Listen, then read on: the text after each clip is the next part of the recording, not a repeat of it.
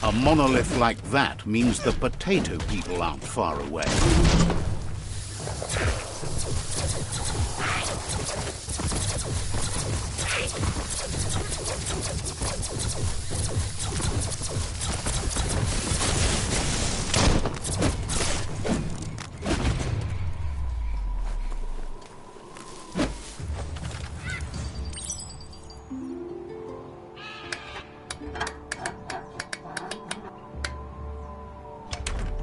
You got it dialed in. See where that light leads?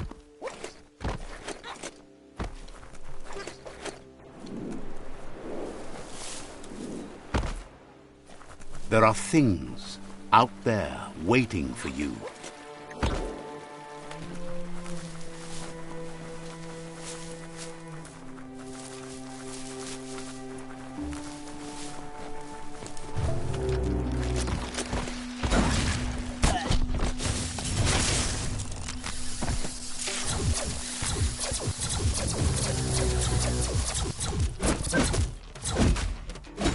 Make that one dead.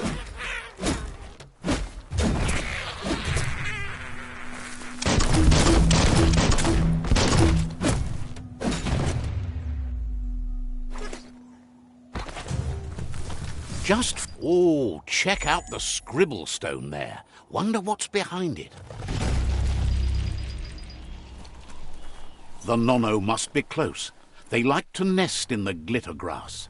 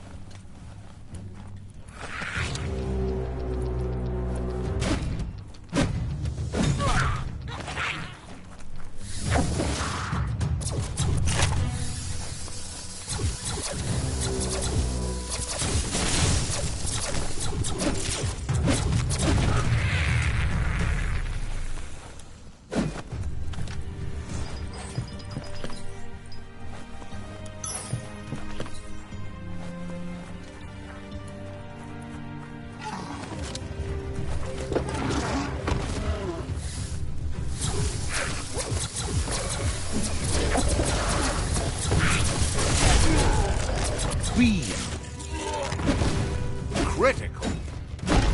That's going to leave a mark.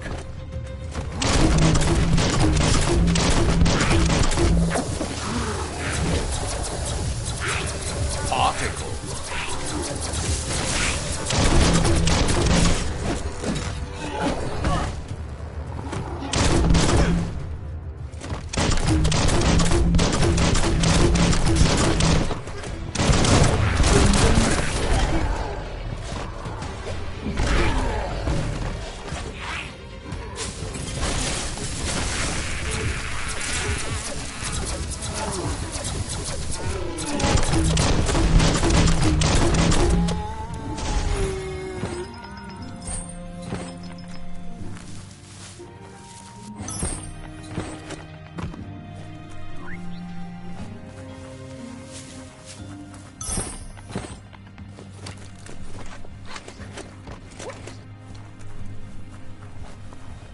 Better get a move on if you want to change things.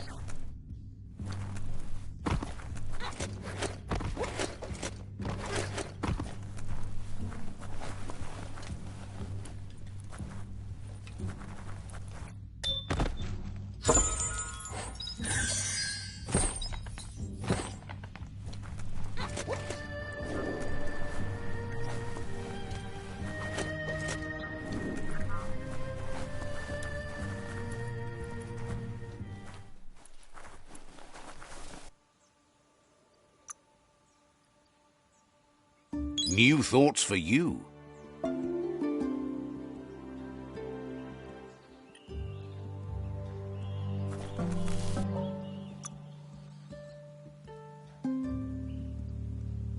You got the moves.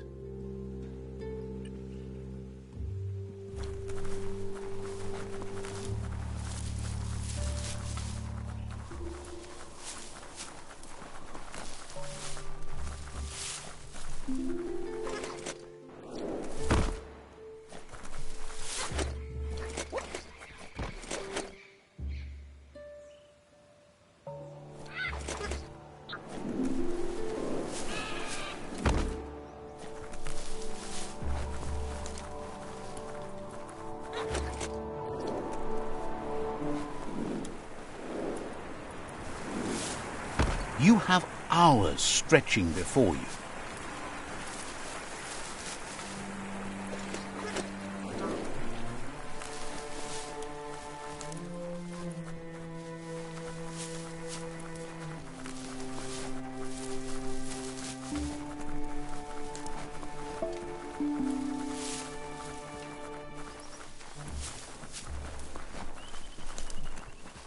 This is Dixie's goods.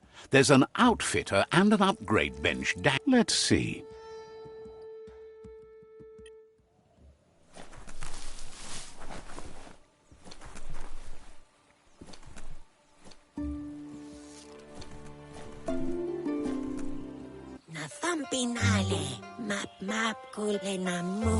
Claims to have strange things. The doors here are always open for a potential customer.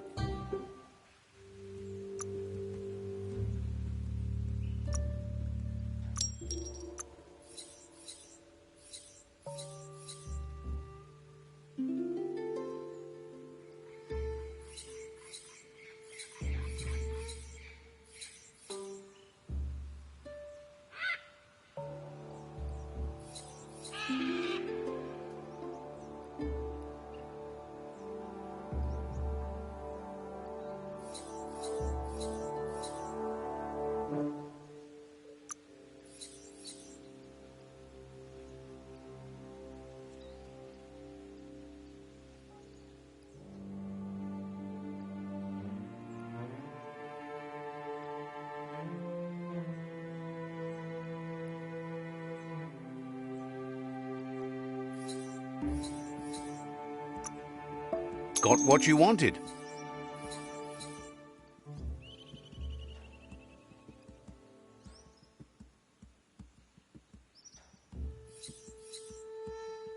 Let's hope you won't regret it.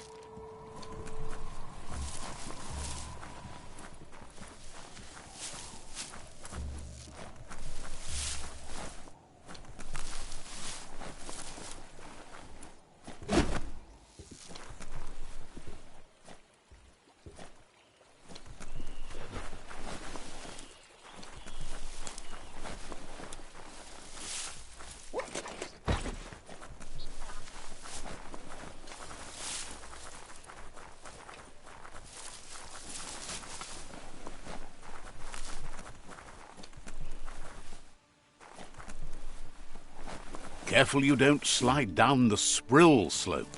Maybe Honky can show you the way. Let's see.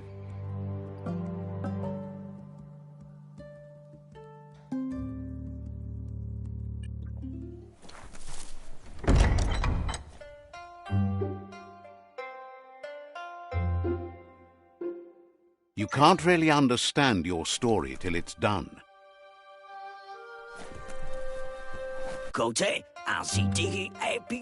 Thinks most aren't as lucky as you. The fact that you've survived this long says a lot about how tough a customer you are. You don't have to sell him on that.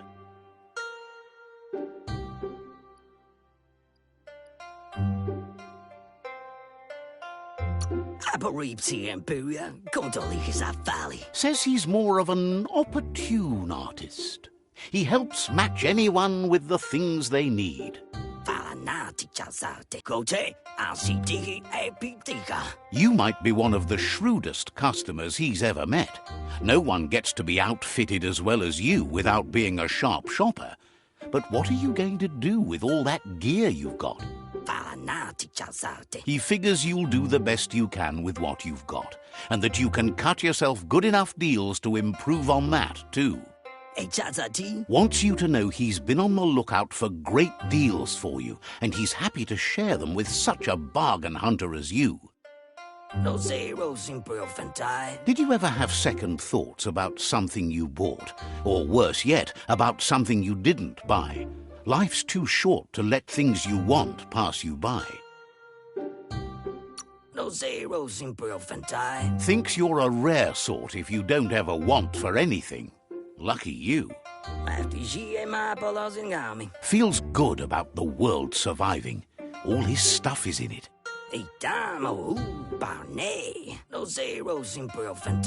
Appreciates how you tried to help out around here, even if you didn't buy anything.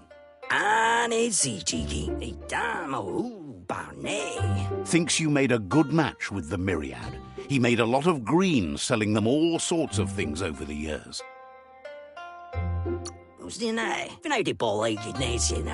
They're really fond of lights, as you know, but they also buy lots of covers for them. Hard to sleep without them. On to new business. He introduces himself as Honky and says that it's his custom to make everyone he meets a customer. He was born to be a merchant, or maybe it was fate. Regardless, there's nothing he can do to change it. Trading runs in his blood. He'll be fine, even if he doesn't turn a profit on you. That's a trade-off he's willing to make, as it's against his policy not to offer you both joy and profit.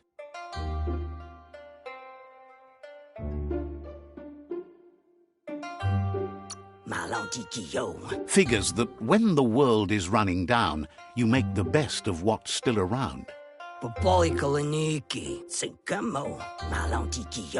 Honky says he wants to help you help him. He knows you're someone with the potential to stay loyal to his brand. He always follows the market and listens to what it's telling him to do, but often he feels it's up to him to tell others what they need. He'll give you what you need as soon as he's helped you help him collect an insignificant, good-for-nothing item that has sentimental value to him.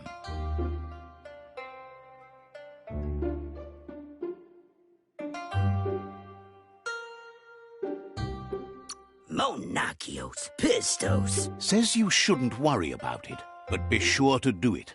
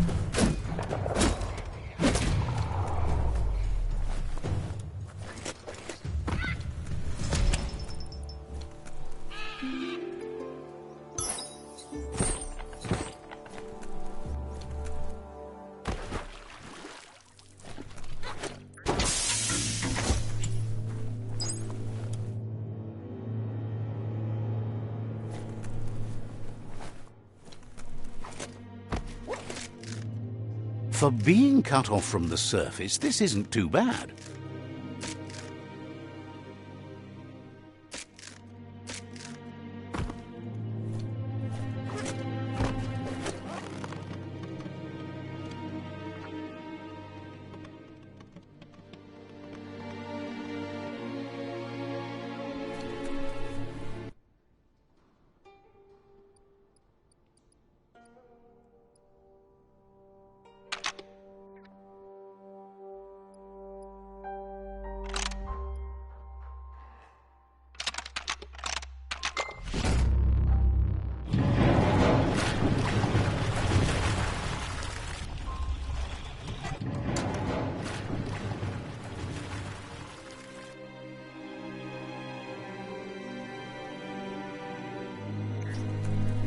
Focus on the tightrope.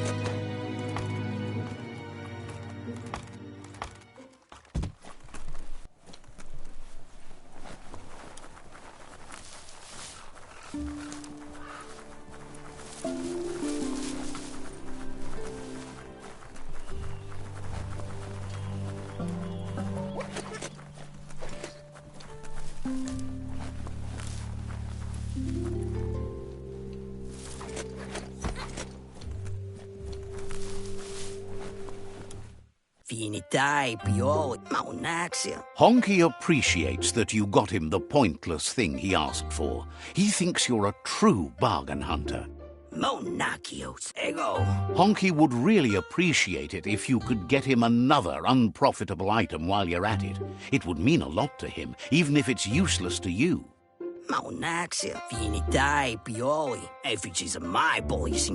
The more emotional he gets, the better the deal you'll be able to strike. So there's something in this for you, too. The useless thing shouldn't be too much of an inconvenience to find, seeing you're out and about.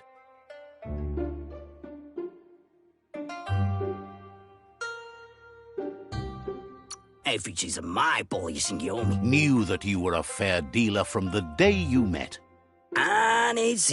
Honky says everything must go except you. Didn't have much else to say, so no problem.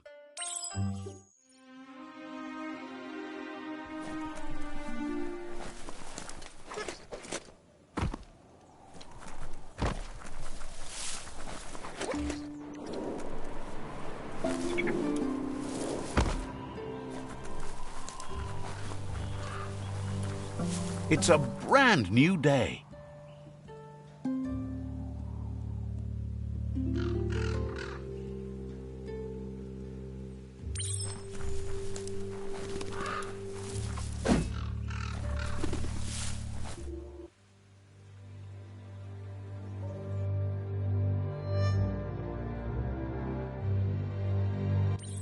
Sometimes what you'll see doesn't feel real until it brings you back to that particular moment, like stepping into a time machine.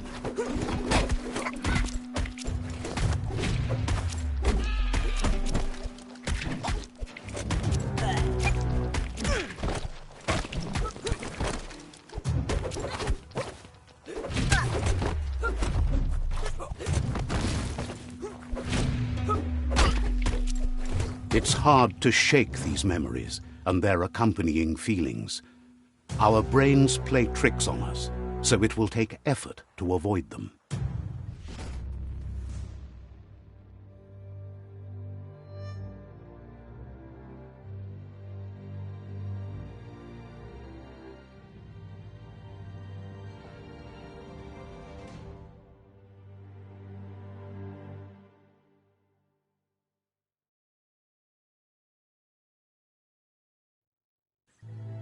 However, there's no doubt that what you remember makes your future different.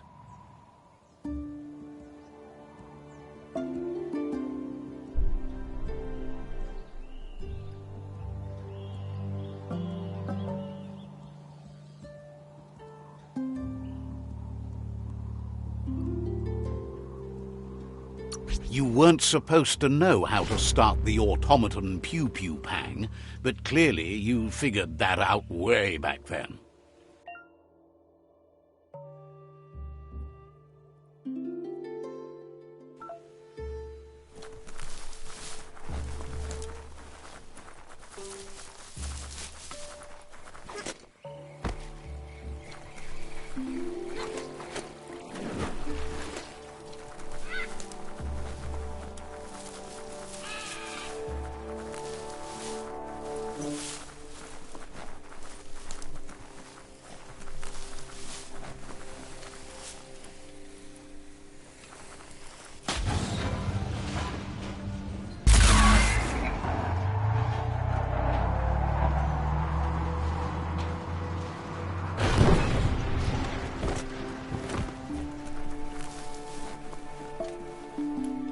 Everything is at stake.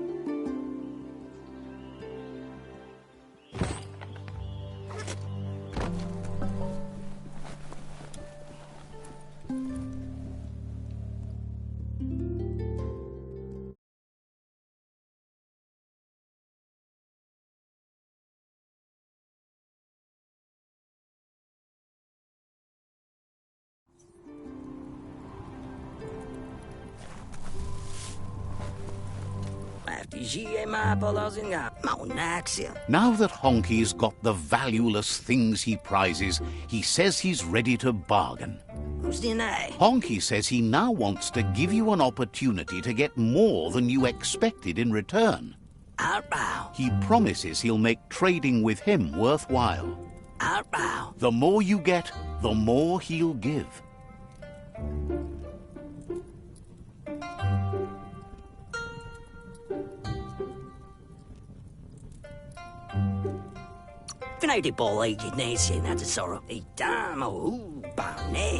Figures one customer's trash is another one's treasure. The trick is matching them up right. Honky is always open for business.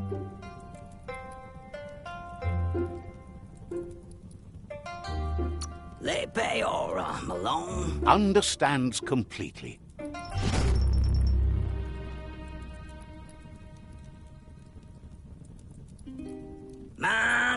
Honky is always open.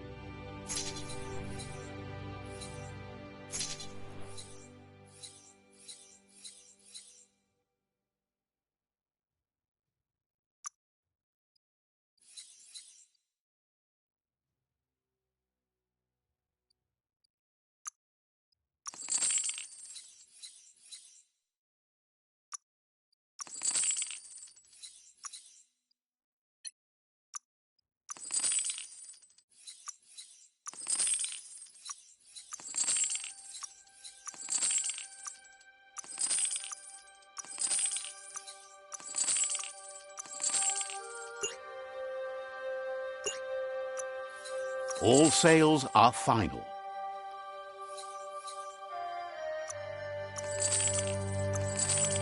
Will that be all?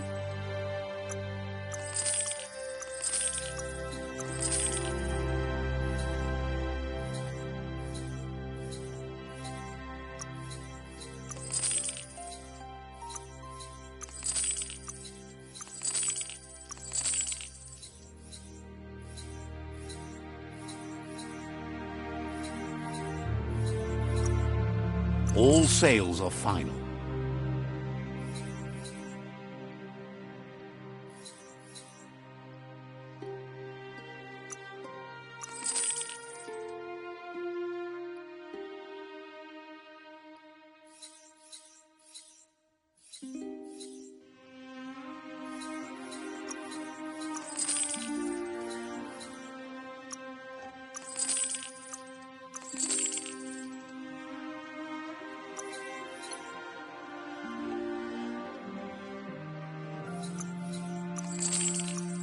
A bargain.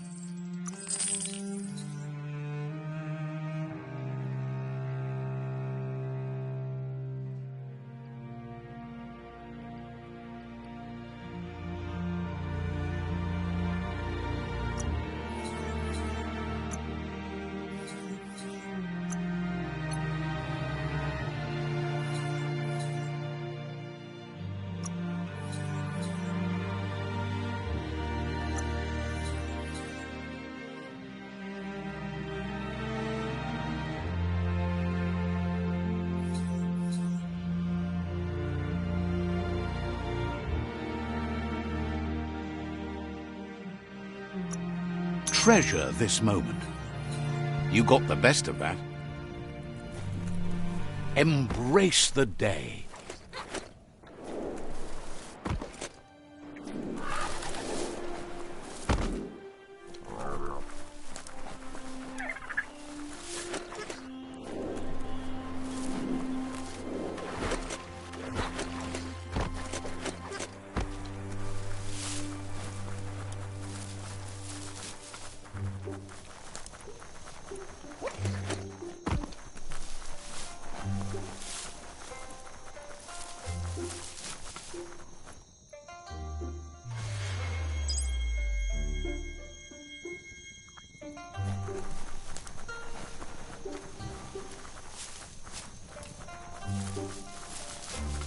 Wood scrap. The one kind of scrap you could actually still find growing.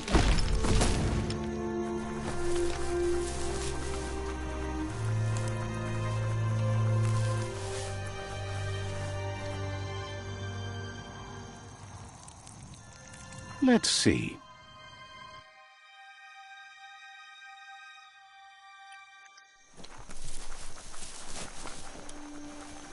It's a place well hidden. It's just below the above.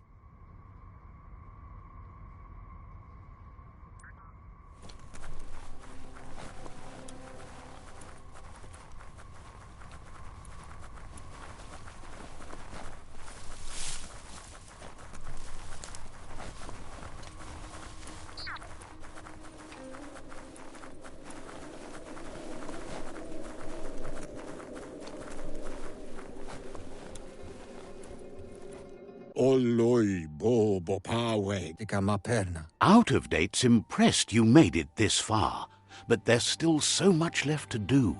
The end of the world is still on everyone's minds. Come, Reaper. You've beaten a path where you have the power to destroy or save everyone. Question is, what you'll do with that responsibility.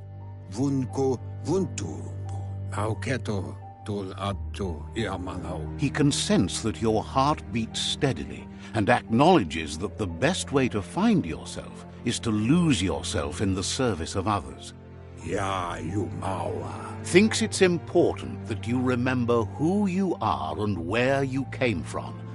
Someone without knowledge of their history and origin is like a tree without roots.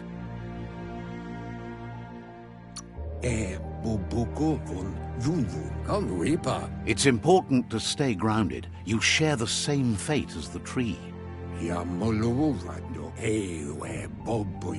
Out of Date says there's a time for everything. And now there's no use thinking of the past, for it's gone.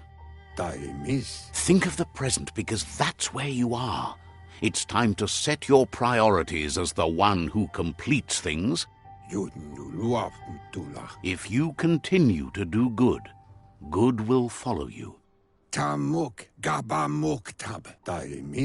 If the world really does end, there won't be anywhere to run. So he's prepared for the worst. something he calls the Ark.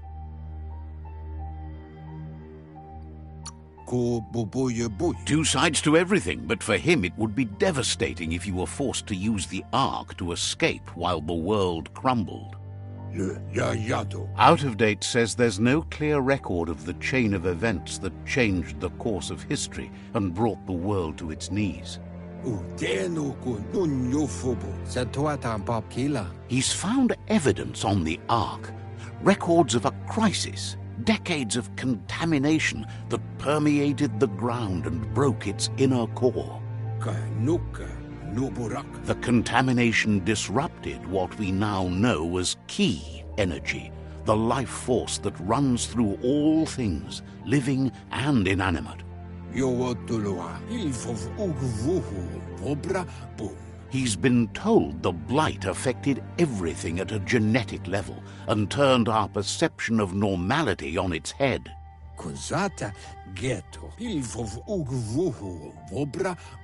It was only those that changed that avoided extinction, proving that the possibility for survival and renewal was real. He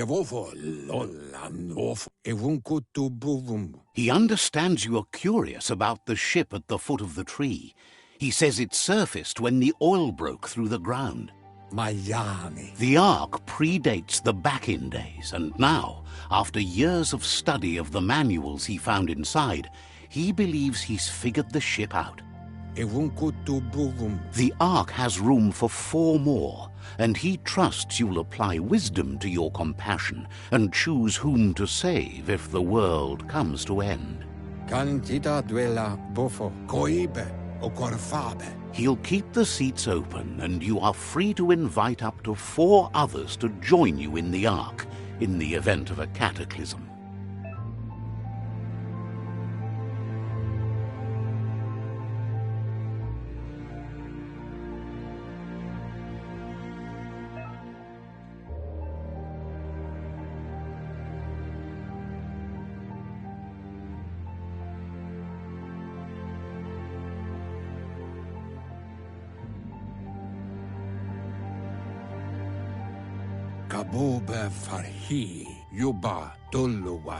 Out of Date says that from what he's heard, you've been busy. He says he appreciates what you've done so far, but unfortunately he's got urgent news from his friend Goop in the southeast. Out of Date says that even though he's unsure about your intentions, he hopes you'll support Goop. He says he'll point you in the right direction, but finding Goop and making sure he gets what he needs is up to you. That's the sound of impending doom. Out of Date's premonitions of imminent disaster are true. The Porky-Puff needs to be handled. Out of Date says that Goop is worried now that the Southeast World Eater is stepping up its activity.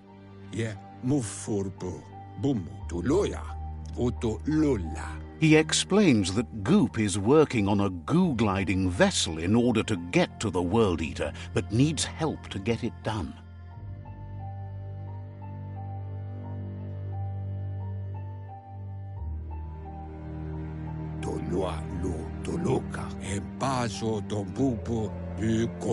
Out of Date suggests that you should head southeast as fast as possible and see what you can do to help. He wonders what's on your mind.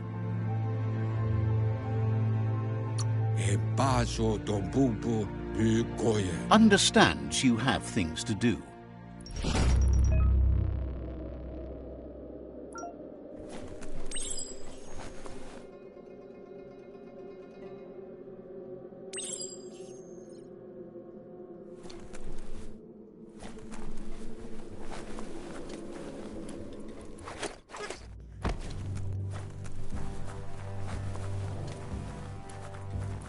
Your feet feel like you're wearing squishy sponges.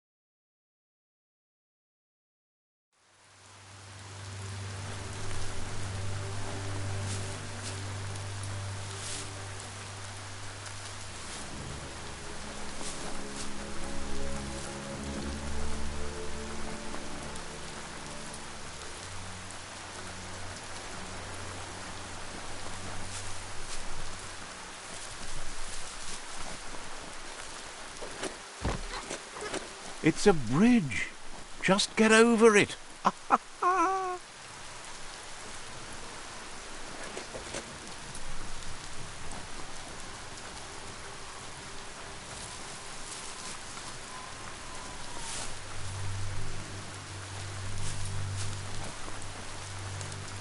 They've restrewed this area, muddied up what used to be muck, as if it wasn't bad enough before the tribe war began.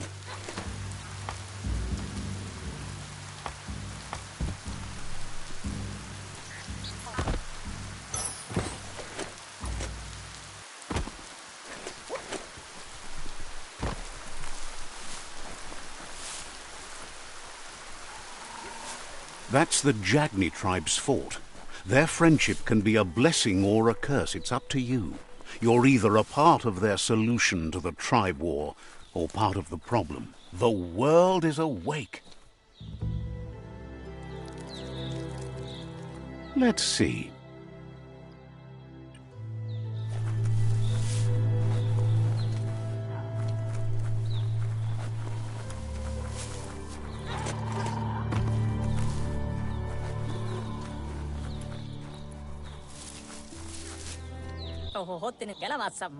They've been waiting for you.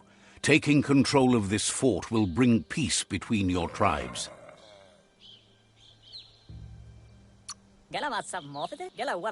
The scouts have reported activity nearby that's worth looking into before you enter the fort. They've positioned a storm tower near the fort that you'll use to get over the wall. However, you need to prop up its wheelhouse first to stabilize the situation. They've built the storm tower to protect and get you over the walls of the fortification while keeping an element of surprise.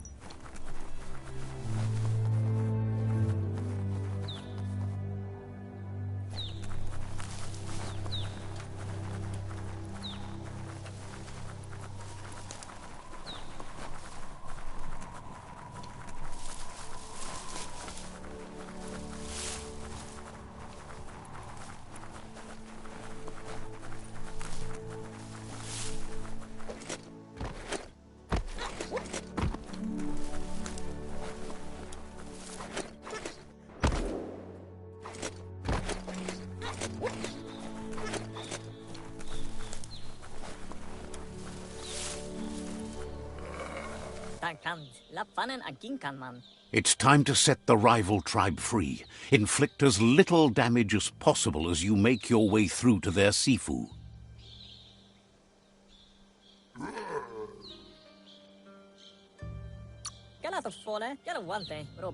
Convincing the Sifu that peace between your tribes is the only way you'll all survive. Won't be easy. He doubts the Sifu will give up without a fight.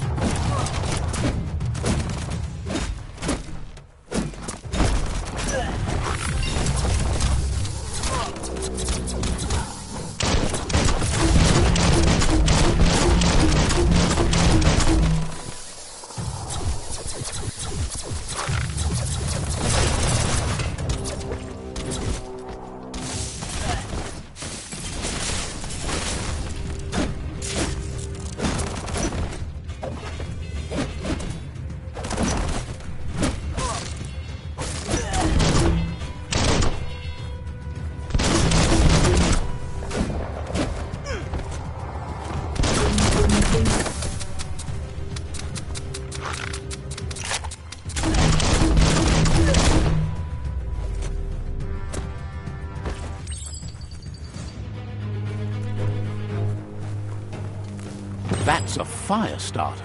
The dry grass looks like it would ignite easily. You just need to create a spark to light a fire.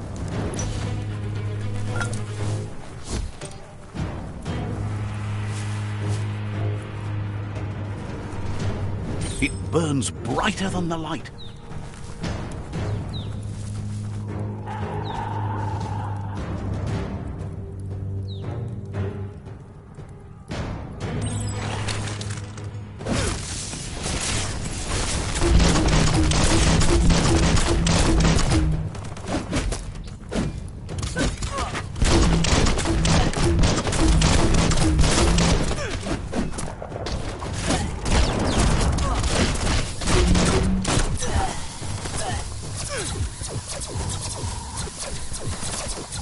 Raid!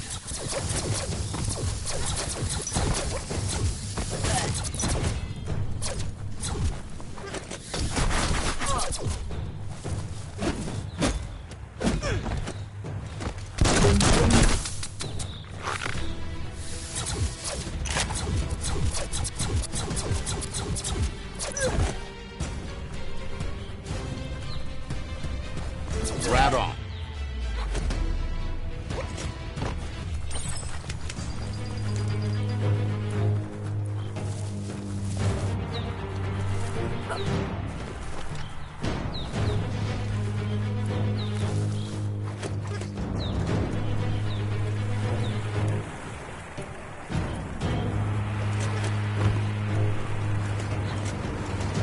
There's no time to look back.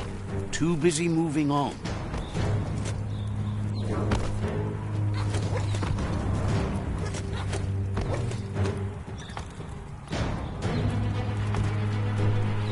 That's a pyro sizzler right there.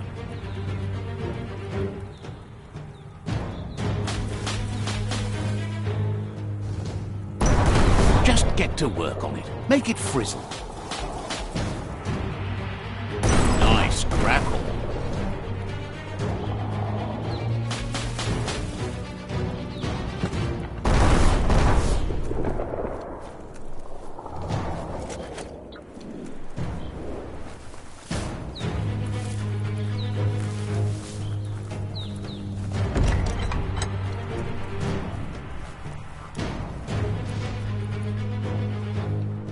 The battering bonker looks like a great way to get through the gate.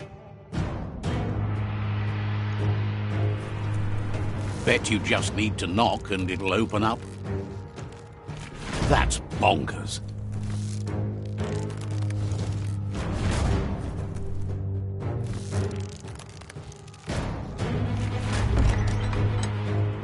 The Jagni tribe wants to become omnipresent and, most importantly, feared. They want to vanquish the tribes as the only way they can guarantee peace is through supremacy.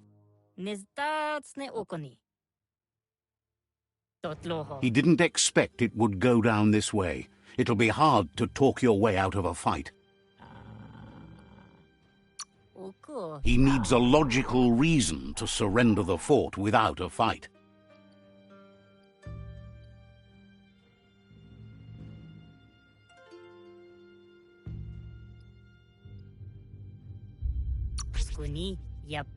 He recognizes the strength of a good argument and agrees it's for the best.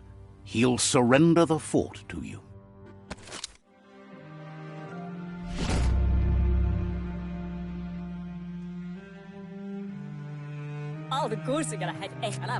The rival Sifu is defeated, and the destiny of their tribe is in your hands.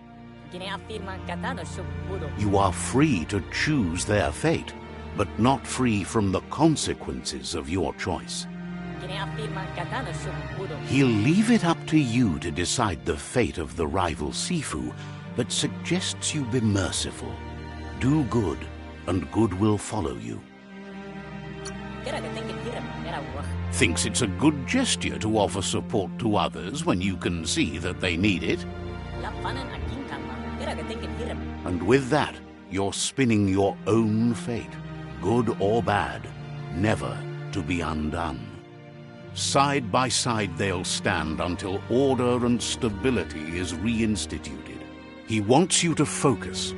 These are the new rival outposts your tribe needs to take control of.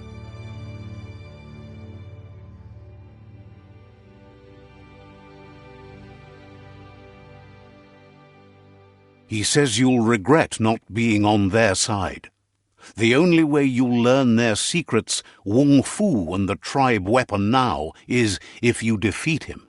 And that will never happen. Hello? Your Sifu is pleased. You're one step closer to uniting the tribes. It's a pity you needed to use force to get the point across. Lafanan ang ginkan man. But he's still concerned about the fate of the world.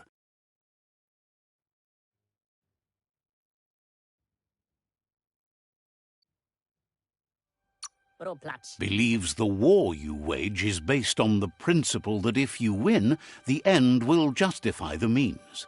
Jackal thinking. Bro plats. He says you've grown so much stronger than when you first met. Jackal thinking. You know better than anyone that the fate of the world is still at stake. You need a world where everyone is guided only by their conscience.